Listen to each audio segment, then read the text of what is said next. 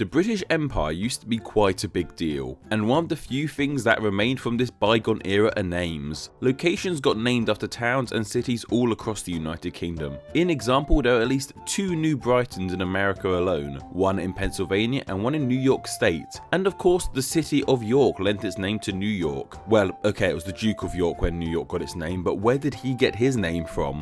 What the current United Kingdom is doing? Okay. Could we find a whole new United Kingdom? Are there places in the world that have their names originate from the 4 countries that make up the United Kingdom? And can we find towns and cities to inhabit our new United Kingdom? So before we get into this, let's just have a quick rundown of what's what over here in the land of tea and moaning. The UK consists of 4 countries split over 2 islands, England, Scotland and Wales on an island called Great Britain, and on the island of Ireland resides the 2 nations of Northern Ireland, which is part of the United Kingdom, and just Ireland / the Republic of Ireland, which isn't part of the UK, and countless smaller islands that sort of are and aren't part of the UK, but more on them later. Okay, so there's that done. Now perhaps we could be lazy and just find one city named New United Kingdom and call it a day, but alas, that place doesn't exist. So we're going to have to try and find a New England, a New Scotland, a New Wales and a New Northern Ireland. How hard can that be? So what if we still wanted to be lazy? Instead of finding a separate New England, New Scotland and New Wales, we just looked for a New Britain.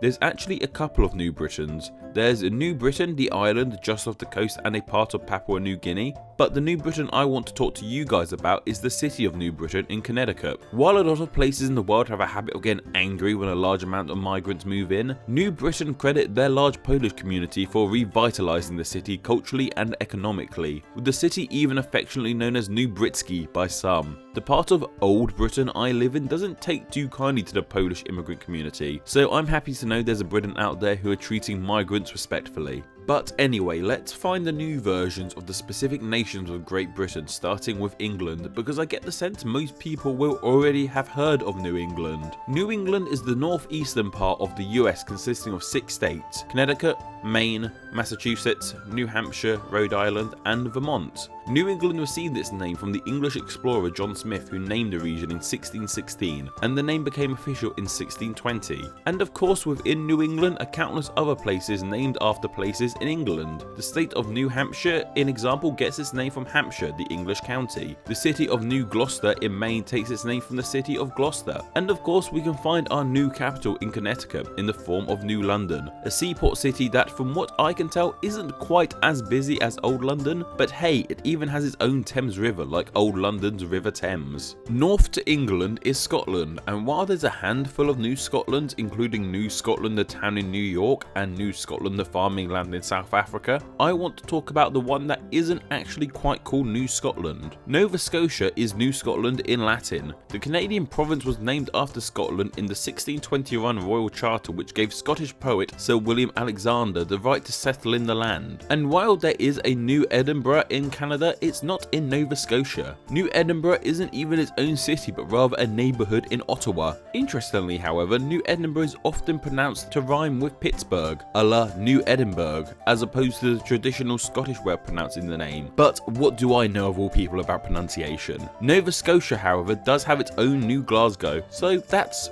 good. So what about the smallest country on the island of Great Britain?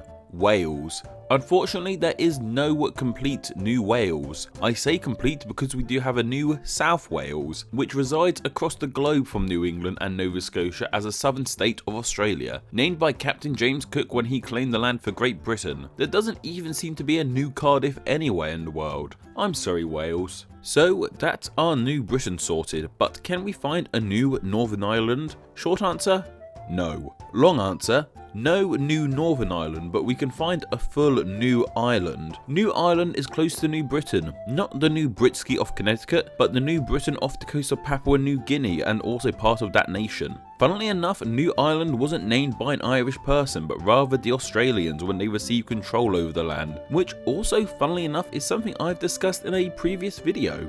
And as for the tiny islands that surround Great Britain and Ireland, well, there's no new Isle of Man, Wight or Scilly, but of course I can't forget the obvious one. The state of New Jersey in America was named after the island of Jersey in the English Channel. With that, I think we can call our new United Kingdom complete. Of course, there are many other towns and cities in the world named after towns and cities in the UK, so if you know any more I haven't mentioned, why don't you tell me down below? Double points if you live in one. But for now, we have our New England in the northeast of America, our New Scotland in the east of Canada, no new Northern Ireland but a whole new island off the coast of Papua New Guinea, and a New South Wales in South Australia. All that's really missing is a North, East and West Wales.